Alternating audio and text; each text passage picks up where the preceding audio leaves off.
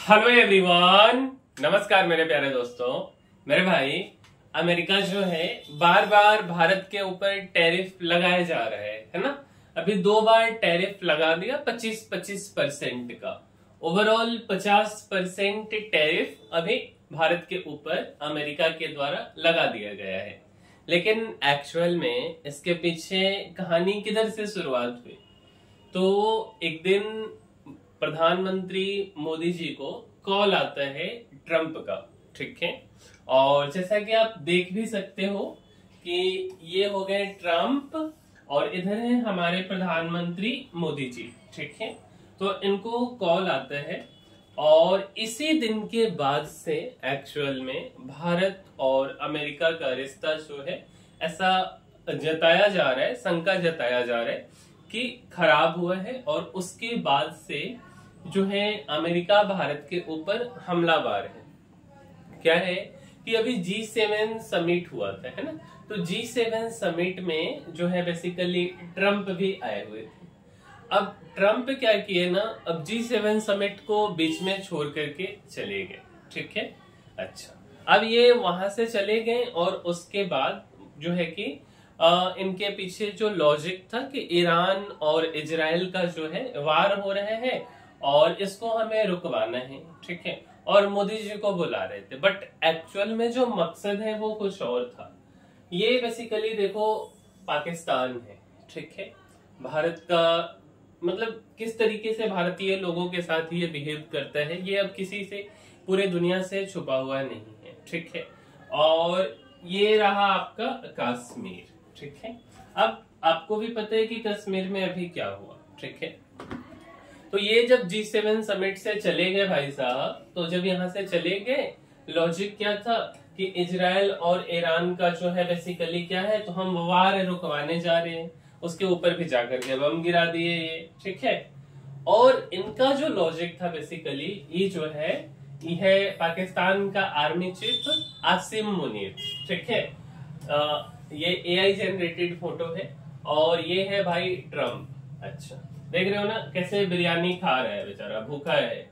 अब देखो ये क्या कांड किया, कांड कितना बड़ा किया भारत के साथ में, कि आप देखिए कि कैसे मतलब हिंदू होने के लिए लोगों को ये मार दिया।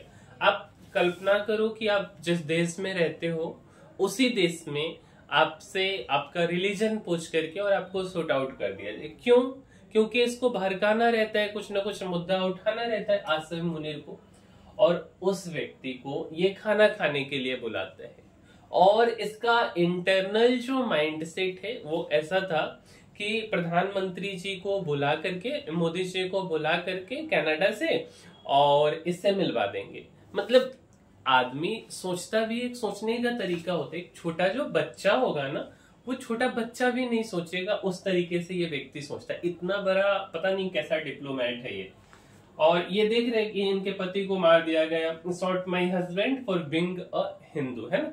अच्छा, मोदी जी साफ साफ मना कर देते हैं, इसकी बातों को ठुकरा देते कि नहीं भाई मेरे को कहीं और जाना है। कहाँ जाना है? तो क्रोएशिया जाना है।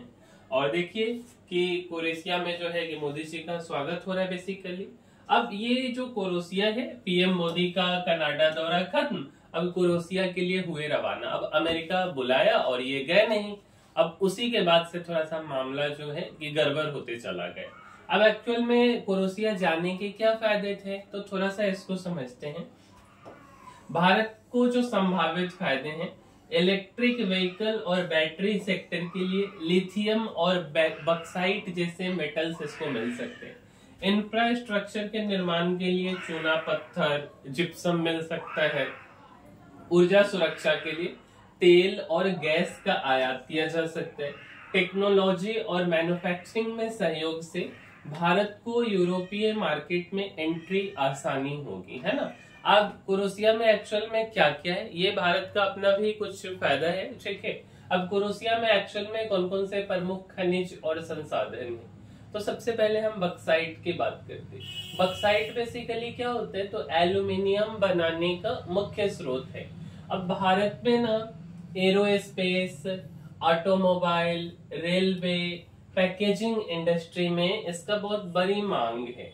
क्रोएशिया से आयात कर भारत अपनी एल्यूमिनियम उत्पादन क्षमता और हल्के मेटल की तकनीक मजबूत कर सकते हैं। दूसरा, कैल्शियम कार्बोनेट और चूना पत्थर जिसे लाइमस्टोन बोलते हैं। अगर हम सीमेंट की बात करें, स्टील की बात करें, केमिकल इंडस्ट्री, हर जगहों पे इसका जरूरी है। भारत के इंफ्रास्ट्रक्चर प्रोजेक्ट्स में इसका उपयोग हो सकता है। अगर हम जिप्सम की बात करें तो सीमेंट और प्लास्टर ऑफ पेरिस बनाने में इसका जरूरत पड़ सकता है होता है। भारत के हाउसिंग और कंस्ट्रक्शन सेक्टर में इसका भारी उपयोग। अगर हम नमक की बात करें, वैसे नमक की अपने यहाँ कोई कमी नहीं है। क्रोएशिया के एड्रियाटिक तट पर समुद्री नमक उत्पादन मशहूर है। फूड प्रोसेसिंग और केमिकल इंडस्ट्री में काम आ सकता है। तेल और प्राकृतिक गैस का भंडार भी है। क्रोएशिया के पास ऑफ शोर बेसिकली समुद्र में और ऑन शोर जमीन पर दोनों जगह प्राकृतिक गैस और तेल के भंडार है। Bharat LNG liquefied natural gas और पेट्रोलियम उत्पादों में सहयोग बढ़ा सकता है क्रोएशिया के साथ में। रेयर मिनरल्स और संभावित लिथियम, बाल्कन क्षेत्र जहां जो क्रोएशिया में है बेसिकली में लिथियम और अन्य बैटरी मेटल्स की खोज चल रही। इलेक्ट्रिक वाहन जैसे ईवी हो गया और नवीकरणीय ऊर्जा स्टोरेज के लिए भारत को इसकी जरूरत भविष्य में और ज्यादा बढ़ेगी, है ना। और भी देखिए क्रोएशिया किस लिए मशहूर है। तो मेरे भाई क्रोएशिया जो है बेसिकली दक्षिण पूर्व यूरोप में एड्रियाटिक सागर के किनारे स्थित एक खूबसूरत देश है और इसके प्रसिद्धि के पीछे कारण है कि समुद्र तट और द्वीप है। क्रोएशिया के तट पर 1000 से अधिक द्वीप है जिनमें डब्रोवनिक, स्पिलट और हार जैसे स्थान दुनिया भर के पर्यटकों को आकर्षित करते हैं। ऐतिहासिक शहर है डब्रोवनिक जिसे पर्ल ऑफ एड्रियाटिक कहते हैं और स्प्लिट अपने प्राचीन रोमन और मध्य युगीन वास्तुकला के लिए प्रसिद्ध है। Game of thrones basically shooting location बोल सकते हैं। डब्रोवनिक और आसपास के क्षेत्रों में इस मशहूर सीरीज के कई सीन शूट हुए थे। यूनेस्को वर्ल्ड हेरिटेज साइट है। कई ऐतिहासिक स्थल और प्राकृतिक पार्क विश्व धरोहर सूची में शामिल है। भारत क्रोएशिया के संबंधों का उद्देश्य क्या था? तो मेरे भाई द्विपक्षीय रिश्तों को मजबूत करना, जैसे व्यापार हो गया, निवेश हो गया, विज्ञान तकनीक और शिक्षा में सहयोग बढ़ाना, रक्षा और समुद्री सुरक्षा, एड्रियाटिक सागर क्षेत्र में सहयोग और तकनीकी साझेदारी, सांस्कृतिक आदान प्रदान, दोनों देशों के बीच ऐतिहासिक और सांस्कृतिक संबंधों को और मजबूत करना, पर्यटन को बढ़ावा, भारतीय पर्यटकों को क्रोएशिया की और आकर्षित करना और वहां के टूरिज्म सेक्टर में सहयोग। तो ये सब कुछ कारण थे। और उसी के बाद ना ये जो ट्रम्प है ये भारत के ऊपर हमलावर हो गया और बोला कि भारत और रसिया का इकोनॉमी डेड हो चुका है, मुझे क्या है, तुम दोनों अपने इकोनॉमी को ये कर लो। मतलब समझदारी नहीं है, थोड़ा सा अभी समझ रहे हैं ना। तो उस टाइप के व्यक्ति हैं क्योंकि भारत का इकोनॉमी डेड नहीं हुआ है, कैसे बोले पता नहीं, ठीक है। और एक्चुअल में अब भारत के ऊपर जो 50% टैरिफ लगा दिया गया है ना, तो किस किस सेक्टर को नुकसान होगा, कुछ ना कुछ तो मेरे भाई नुकसान होगा ना। तो इस बात को समझते, सबसे पहला जो सेक्टर है अगर हम बात करें तो स्मार्टफोन। भारत की 2025 की दूसरी तिमाही में अमेरिका को स्मार्टफोन सप्लाई करने वाला सबसे बड़ा देश बन गया है, चीन को भी पीछे छोड़ दिया है। भारत के स्मार्टफोन निर्यात ने अमेरिका के इस सेगमेंट में 44% हिस्सा हासिल किया। अभी इस पर टैरिफ नहीं लगेगा, लेकिन भविष्य में 25% टैरिफ से इसकी कीमत बढ़ सकती है, जिससे प्रतिस्पर्धा पर असर पड़ सकता है। दूसरा, हीरे और ज्वेलरी। भारत से अमेरिका को $9 अरब करीब 79,000 करोड़ रुपए से ज्यादा की ज्वेलरी निर्यात होती है, जिसमें प्राकृतिक और लैब में बने, है ना, क्या बोल सकते हैं, लैब डायमंड बेसिकली बोल सकते हैं, लैब में बने हीरे, सोने चांदी के गहने और रंगीन रत्न शामिल हैं। नए टैरिफ से इनके दाम बढ़ सकते हैं, जिससे भारतीय ज्वेलरी की मांग कम हो सकती है और जॉब्स पर भी खतरा मंडरा सकता है। ठीक है, अगला है इलेक्ट्रॉनिक्स।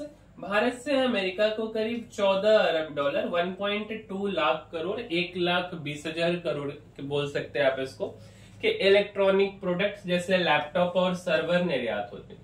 हालांकि अभी ये जो प्रोडक्ट है बेसिकली ड्यूटी फ्री है, क्योंकि अमेरिका की सेक्शन 232 जांच चल रही, लेकिन अगर भविष्य में इन पर टैरिफ लगता है तो भारत की लागत प्रतिस्पर्धा कम हो सकती। उसके बाद फार्मास्यूटिकल्स, दवाइयां। भारतीय फार्मा सेक्टर दुनिया भर में सस्ती दवाइयों का बड़ा सप्लायर है। अमेरिका भारत से जेनरिक दवाइयां, वैक्सीन, एक्टिव इंग्रेडिएंट्स आयात करता है, जिसकी निर्यात 2025 में 7.5 अरब डॉलर करीब 65,000 करोड़ रुपए से ज्यादा रहा। अगर फार्मा पर टैरिफ लगता है तो यह भारत के निर्यात के लिए बड़ा झटका होगा, क्योंकि अमेरिका भारत के फार्मा निर्यात का 30% से ज्यादा हिस्सा लेता है, अप्रोक्स 40% मान के चलो। और है टेक्सटाइल और कपड़े। भारत से बेसिकली अमेरिका को हस्त निर्मित सिल्क से लेकर औद्योगिक रूप से बने कॉटन कपड़ों तक का निर्यात होता है, जिसका मूल्य 2025 में 2.5 अरब डॉलर करीब 22,000 करोड़ से ज्यादा था। 25% टैरिफ से इसकी कीमत बढ़ जाएगी अमेरिका में, जिससे भारतीय टेक्सटाइल की मांग पर असर पड़ सकता है और ये सेक्टर कमजोर हो सकते हैं। तो ओवरऑल मेरे भाई इस वीडियो में इतना ही, और मुख्य जो उद्देश्य था कि भारत साफ साफ मोदी जी मना कर दिए कि भाई तुम पाकिस्तान का युद्ध नहीं रुकवाए थे, ठीक है, फोन कॉल पे, और ये पाकिस्तान के कहने पे हमने रोका है, और इसी बात से ट्रंप बमक गए और बमक करके कुछ का कुछ किए जा रहे, और उनको ये खुद नहीं पता है कि इससे उनका भी घाटा है। और कभी कभी कुछ चीज बुरा होता है अच्छे होने के लिए। अगर ये भारत के साथ हो रहा है, मान के चलते हैं कि अच्छा हो रहा है, क्योंकि आने वाले समय में हम आत्मनिर्भरता की ओर और आगे बढ़ेंगे। और जैसा कि आपको पता है कि कोई यहाँ दोस्त नहीं, कोई दुश्मन नहीं है, सब मौका का फायदा उठाते, तो अमेरिका इसमें सबसे आगे है। तो भारतीय लोगों को, भारतीय सरकार को इन चीजों के बारे में सोचना चाहिए और अधिक से अधिक ऐसे मौकों का फायदा उठा के आत्मनिर्भरता की तरफ ध्यान देना चाहिए। तो इस वीडियो में इतना ही, और अगर आपको हमारी वीडियो पसंद आई मेरे भाई, तो इस चैनल को आप लाइक कीजिए, शेयर कीजिए और सब्सक्राइब कीजिए। मिलते हैं हम अगले वीडियो में, तब तक के लिए धन्यवाद।